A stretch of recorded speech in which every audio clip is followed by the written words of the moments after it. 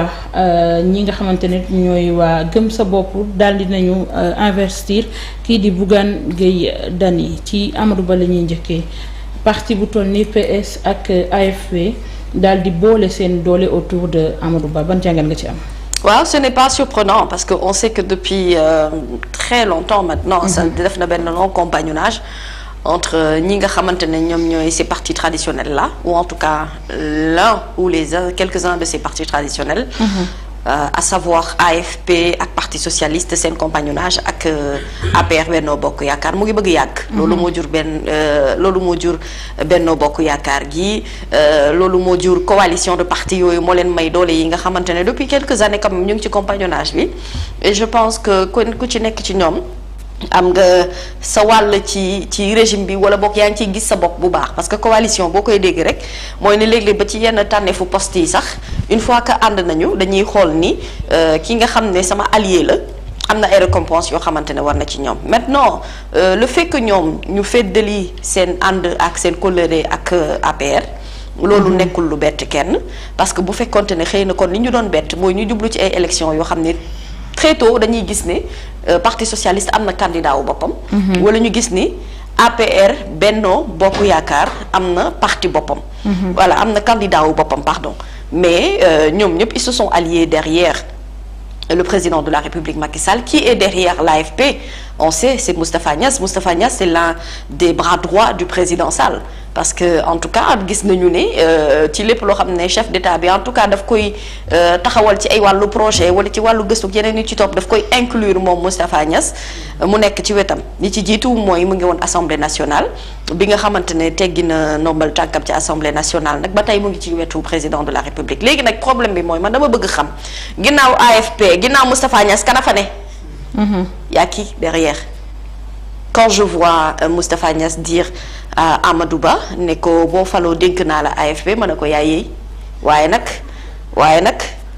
nag bàyyi ci tuuti xel li nga ciy bàyyi tuuti xel mooy ne lan moo tax Moustapha Niasse ñii ànd ak moom ci long compagnonnage boobu ba tey nagam pa AFP mu ngi nooyi am na ruu ba tey tànnu ci kenn koo xamante ne moom lay dénk parti bi pour mu wéyal lu tax mu war koo dénk Amadou Ba c'est que man sama problème mooy je réfléchis trop je suis trop cérébral loolu parfois daf may sonal kaddu politique dafa am ci waxtu yi ñu toll nii ak kaddu boo xamante ne ni daanaka action bi sax mooy justifier la parole aujourd'hui je pense que ñi nga xamante ne ñoom ñoo nekk AFP mérité nañu quand même un peu plus de considération parce que nit boo amee sa leader naam bu tànnee dara da ngay ànd ak moom ci li nga xamante ne moom mooy tànnee fam bu fekkente ne soit coloré moo leen boole wala yàgg moo leen boole wala bokk da ngay bañ ku la ŋàññi ci ne yaa nga woon ca AFP waaye benn moment rocceeku nga génn dem bu boobaa itam mën nañu ko tuddee rek délit d'ambition nag kenn ku ci nekk mën ngaa am sa yaakaaru na boo nekkee ci wàllum politique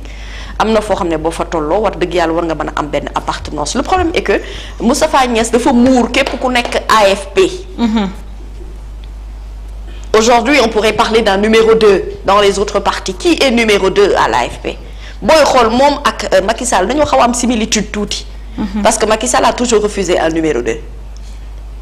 c'est vrai ci fàttali looloo juraloon Malick Gakou mu daal di fay jóge. waaw. Macky depuis bi mu fi toogee ba léegi képp koo xamante ne xaw nañu sentir ne. da ngay bëgg a positionné wu rek day mel ni daf lay bëgg a écarter dans certains moments.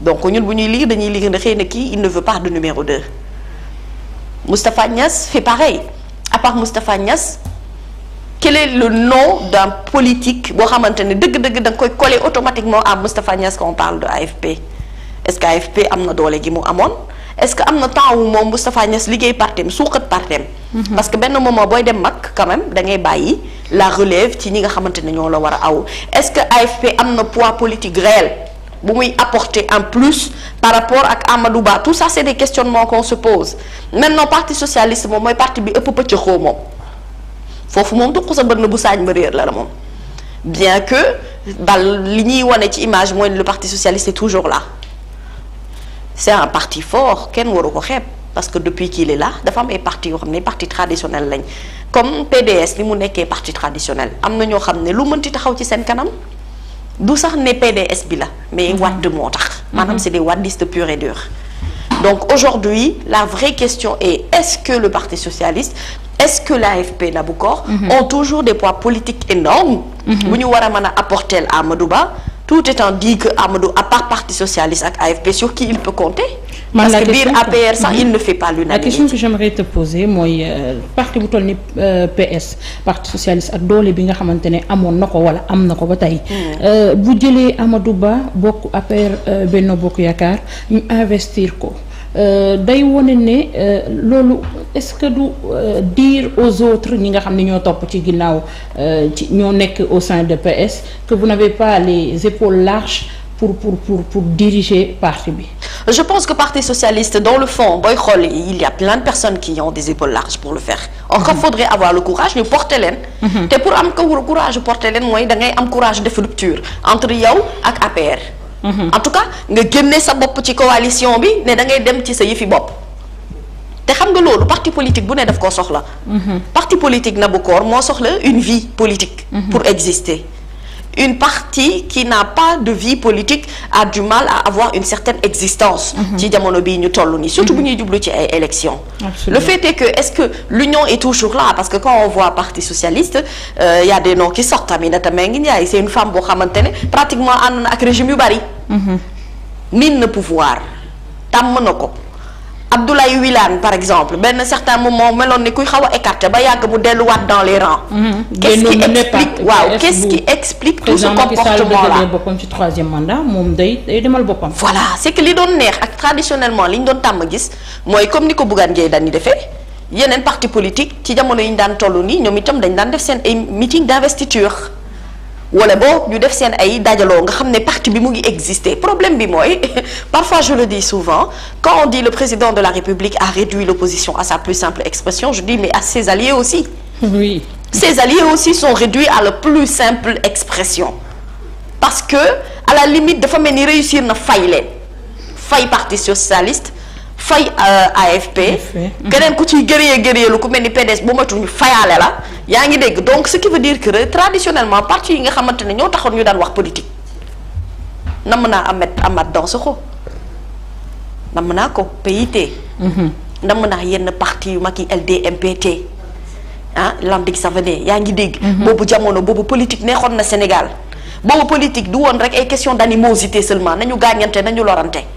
kii daf may déranger xaaral ma teg ko benn place ba dootul bougeeti à part Abdoulaye Wade nga xam ne sonaloon na benn certain régime ba mu duy jural ko ay duggu kaso ak yeneen yu ci mel mais lu ñuy gis nii tey nekkatul ay débat d'idées et débat politique ak ay projets yoo xamante ne ci la Sénégalais yi mën a wéeru li ñuy gis mooy compagnonnage boo xam ne danoo àndandoo def bloc ce bloc leur a réussi à une certaine période.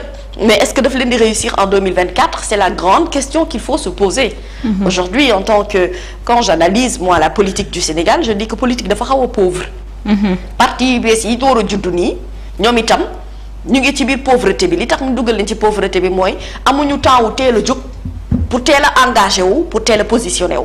Est-ce que aussi xamuñu seen bopp rek daal di toog ci seen rukku ndax le nouveau type de sénégalais qu'on a ak mindset bi ñu am doxul ak parti politique yi nga xam ne ñoo fi yàgg ñoom ni ñu doon ni seen vision ci pour Sénégal. Donc est-ce que tooguñu rek nangu ndogal xam ni actuellement politique bi jeunesse bi soxla ñoom amuñu ko.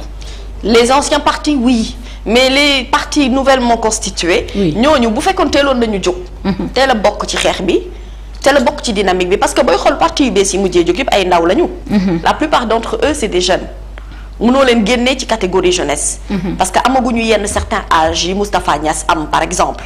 xam nga li ma la wax amuñu benn certain âge bu Abdoulaye Wade am par exemple. wala ñoo xamante ne ñu ngi ci bi parti te mu leer na la ne xëy na ñi ci gën a mag ñi nekk ci bopp bi yëpp féeteetuñu xale torop.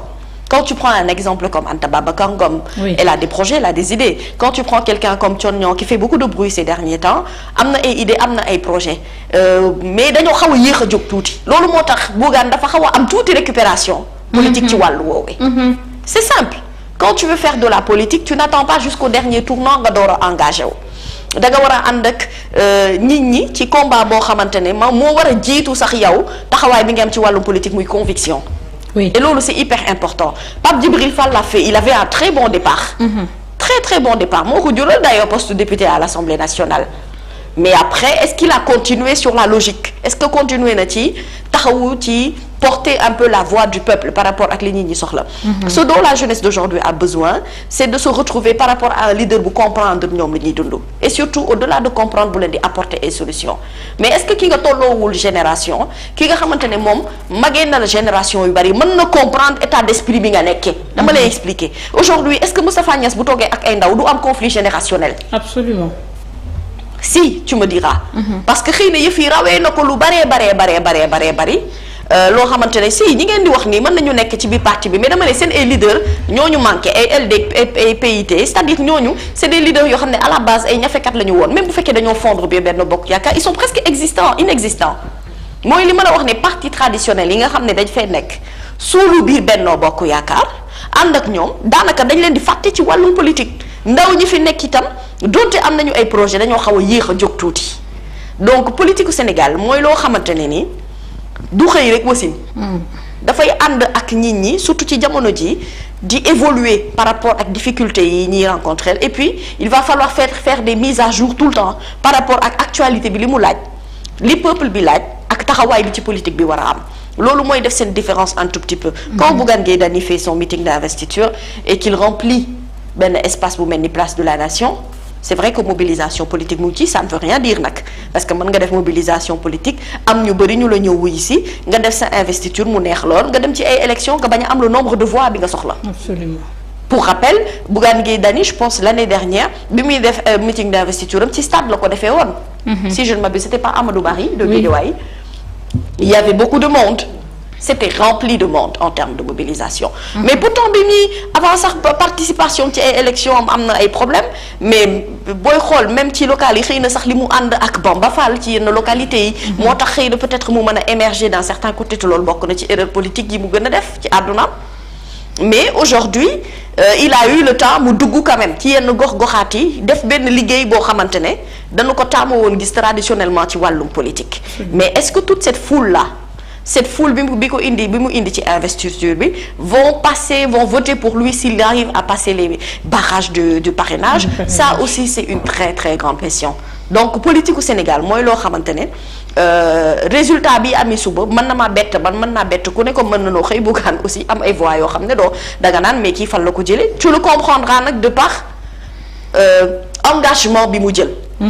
Bougane quoi qu'on puisse dire c'est quelqu'un d'assez engagé depuis un bon bout de temps ñu bëri nag wóoluñu ko ñu bëri amuñu confiance ci moom ñu bëri il se demande candidat bi est-ce que il a les capacités pour pouvoir gérer un pays parce que gérer une société ne veut rien dire avec ak gérer dëkk est-ce que aujourd'hui c'est quelqu'un bi nga xamante ne li nga xam ne moom lay jaay sénégalais yi en réalité bu demee ba ci biir dina mën a yegg ba ci biir est-ce que c'est pas quelqu'un qui accompagne un peu le pouvoir ça se dit de temps en temps je ne fais que faire parler de ce que les rumeurs disent ci yenn points yi mais il a toujours voulu montrer que il est indépendant que xeexkat la ñafekat la que yenn yi nga xamante ne dafay toucher sénégalais yi moom daf koy toucher au plus profond il apporte des solutions aussi par rapport à son programme bi nga xam ne présenté na ko ci meeting d'investiture am mais loolu yëpp ci cappaandaw gi nabu kenn mooy àtte il n'y a qu'un seul juge et c'est le peuple sénégalais. Absolument jërëjëf Adja Ratou alors balaa ñu ñëw ci